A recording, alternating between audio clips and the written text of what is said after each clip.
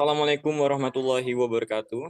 Halo semuanya, kami dari kelompok 2 kelas SK3A Data Mining angkatan 2022 akan mempresentasikan hasil tugas besar kami.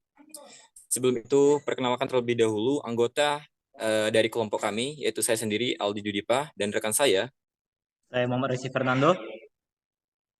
Saya Kak Adam Rifki Agustian. Dan saya Prawirangga Kaisar. Oke, baik, itulah anggota dari kelompok kami. Nah, dalam tugas ini kami melakukan klasifikasi, yaitu memprediksi kekuatan beton berdasarkan dataset yang bertipe multivariate. Baik, mari kita langsung lanjut saja ke dalam pembahasan mengenai data mining dari kelompok kami. Yaitu yang pertama adalah pendahuluan yang akan dijelaskan oleh saudara kita, yaitu Prawirangga Caesar. Kepada Prawirangga, waktu dan tempat dipersilakan. Baik, terima kasih Aldi. Pendahuluan ini membahas tentang kebutuhan akan pengetahuan yang lebih dalam terkait campuran beton guna meningkatkan ketahanan bangunan. Terdapat fokus pada perlunya teknik data mining untuk menganalisis pola dalam campuran beton guna meningkatkan kekuatan struktural dan efisiensi konstruksi. Dengan kompleksitas variabel seperti jenis material, proporsi campuran, dan kondisi lingkungan, penelitian ini bertujuan untuk menemukan solusi yang didasarkan pada teknik data mining untuk meramaikan model campuran beton terkuat. Tujuannya adalah untuk mendukung keputusan di lapangan guna meningkatkan keberlanjutan industri konstruksi dan ketahanan bangunan dalam jangka waktu yang lebih panjang. Saya kembalikan ke Aldi. Oke, baik. Terima kasih Prawirangga atas penjelasannya. Oke, baik. Kita akan lanjut ke pembahasan selanjutnya, yaitu mengenai rumusan masalah yang akan dijelaskan oleh saudara kita, Reksi Fernando. Kepada Reksi, waktu dan tempat dipersilakan. Baik, terima kasih kepada moderator. Kali ini saya akan membahas mengenai rumusan masalah yang mempunyai 3 poin. Yang pertama yaitu bagaimana mencari campuran bahan beton terbaik untuk meningkatkan ketahanan dan efisiensi dari konstruksi. Yang kedua yaitu apa saja variabel-variabel kritis yang dapat mempengaruhi kekuatan campuran beton dan bagaimana teknik data mining dapat digunakan untuk mengidentifikasi hubungan kompleks di antara variabel tersebut. Dan yang ketiga, bagaimana hasil prediksi dari model campuran beton terkuat dapat diinterpretasikan dan diterapkan dalam konteks praktis untuk mendukung pengambilan keputusan di lapangan. Baik, saya kembalikan pada moderator. Oke, terima kasih Reksi atas penjelasannya mengenai rumusan masalah. Baiklah, di sini saya akan menjelaskan tentang preprocessing. Dapat dilihat di sini kita memiliki dataset. Dataset yang digunakan ini adalah dataset Concrete Compressive Strength, ya, di mana dataset ini memiliki 8 variabel independen dan 1 variabel dependen. Bisa dilihat di sini ya, di gambar. Dataset ini memiliki 1030 row dan 9 kolom ya, atau 1030 baris dan 9 kolom. Nah, untuk mengenal dataset ini, kita di sini kita melakukan head dan tail, yaitu head untuk melihat 5 data dari atas dan tail untuk melihat 5 data dari bawah. Oke, dan di sini kita melihat info dari dataset ini ya, menggunakan info. Oke, setelah memahami isi dataset, akan dilakukan preprocessing atau proses pembersihan data. Seperti yang bisa dilihat, data yang digunakan masih memiliki nilai NaN ya. Nilai NaN-nya ada 368.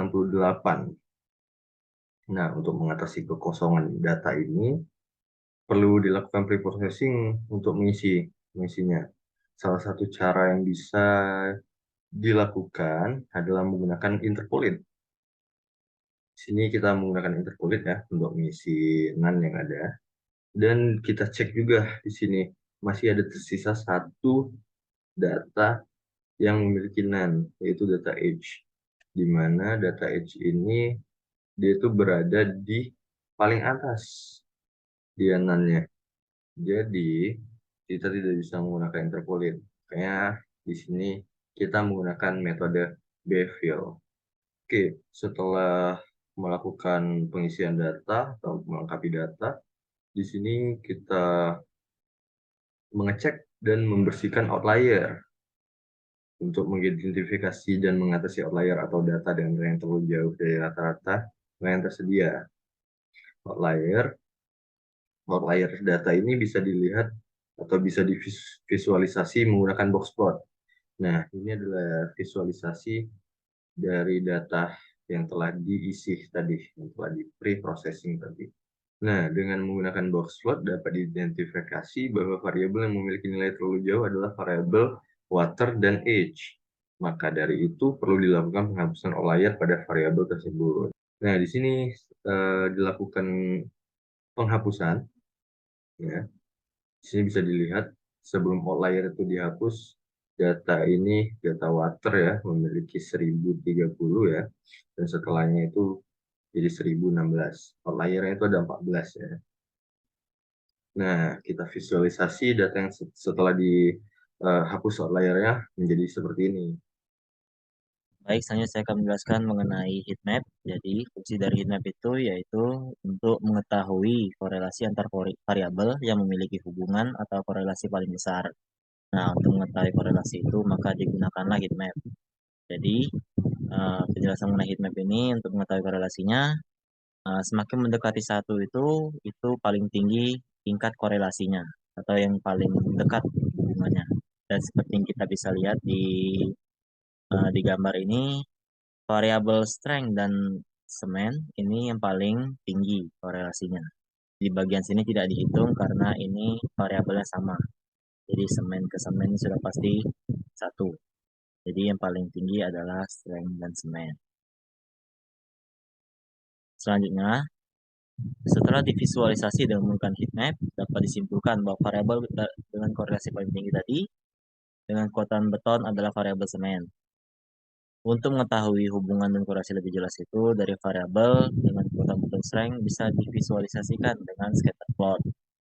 Kita lihat di sini semennya sebagai sumbu X dan komposisi strength-nya di sumbu Y. Kita lihat di sini. Nah, ini scatter plotnya semakin dia dempet itu berarti nilainya 1. Nah, karena ini nilai tadi 0,48, jadi lumayan menyebar. Tapi ini korelasi paling tinggi. Nah, selanjutnya yaitu train test. Nah, setelah kita melakukan pembersihan dan visualisasi data aslinya, proses selanjutnya yaitu kita akan melakukan train test untuk mengukur kinerja model dan juga mengatasi atau menghindari overfitting. Nah, bagi yang belum tahu overfitting itu apa, jadi overfitting itu adalah data dengan prediksi yang bagus, tapi di saat dites di data yang lain, dia prediksinya berbeda atau tidak bagus. Nah, maka dari itu perlu dihindari. Jadi, untuk menghindarinya kita perlu metode trend test. Nah, sebelum dilakukan trend test itu kita perlu membagi data menjadi data trend diambil dari 70% data asli dan data test diambil dari 30% data asli. Setelah data dibagikan, tahap selanjutnya yaitu mencari model. Oke, setelah selesai membagi data dalam proses trend test split tadi, kita akan mengaplikasikan data beton pada 6 model. Kenapa kita perlu menseleksi dulu modelnya? Karena jika tidak diseleksi kita tidak akan tahu model mana yang paling cocok untuk data set atau data yang sedang kita gunakan. Data yang telah dibagi diaplikasikan pada 6 model untuk menyeleksi model mana yang memiliki nilai error yang paling kecil. Nah, hal tersebut itu dapat dilihat dari nilai RSME atau root mean squared dan R squared model tersebut. Semakin nilai RMSE mendekati nilai 1, maka semakin kecil error yang dimiliki oleh model tersebut. Nah, sedangkan R squared memiliki rentang nilai 0 sampai dengan 1. Semakin nilai R squared mendekati 1, maka semakin kecil error yang dimiliki oleh model tersebut. Nah, dapat dilihat dari sini bahwa model yang kami pilih adalah yang pertama itu Ridge Regression, yang kedua Lasso Regression, yang ketiga K-Neighbor Regressor, yang keempat Gradient Boosting Regressor, yang kelima Random Forest Regressor, dan yang keenam adalah Adabus Regressor. Nah, setelah dilakukan seleksi model dan data tadi diaplikasikan pada 6 model ini, kita bisa melihat bahwa model yang paling cocok atau paling bagus untuk data ini adalah gradient boosting regressor. Karena nilai gradient boosting regressor RMSE-nya itu paling kecil di antara yang lain, yaitu 6,75. Yang paling mendekati 1 adalah gradient boosting regressor. Dan R squared dari gradient boosting regressor sebesar 0,81. Dan seterusnya, atau setara dengan 81%. Nah, setelah melakukan seleksi model ini, kita dapat mengambil kesimpulan dan melanjutkan pekerjaan kita, yaitu menggunakan model yang paling bagus, yaitu gradient boosting regressor. Oke, selanjutnya model fitting. Di sini kita telah memilih model yang paling bagus atau paling kecil errornya tadi, yaitu gradient boosting regressor. Kemudian kita membuat variabel baru untuk menampung nilai prediksi dari model gradient boosting regressor.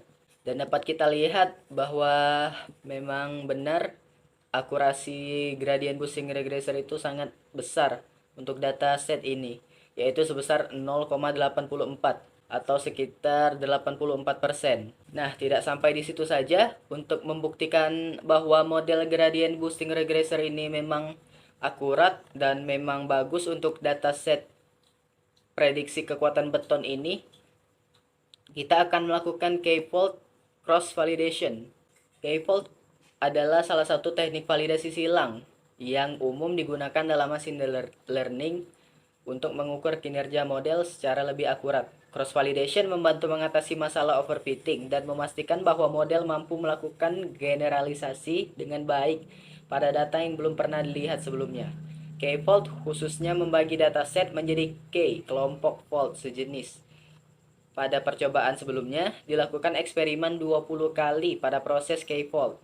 Dan setelah 20 proses tersebut dijalankan, dapat dilihat bahwa hasil keakuratan model tidak jauh berbeda, yaitu 84%. Yang berarti proses di atas sudah cukup untuk memvalidasi bahwa gradient boosting regressor memang model yang bagus untuk data yang digunakan. Nah, setelah selesai melakukan prediksi terhadap nilai kekuatan beton menggunakan model gradient boosting regressor, dilakukan pengecekan nilai kekuatan beton yang paling tinggi pada data asli dan data hasil prediksi. Terlihat bahwa kekuatan beton yang paling tinggi pada data asli adalah 82,5 dengan satuan megapascal. Dan kekuatan beton yang paling tinggi pada data prediksi adalah 75,8 dalam satuan megapascal.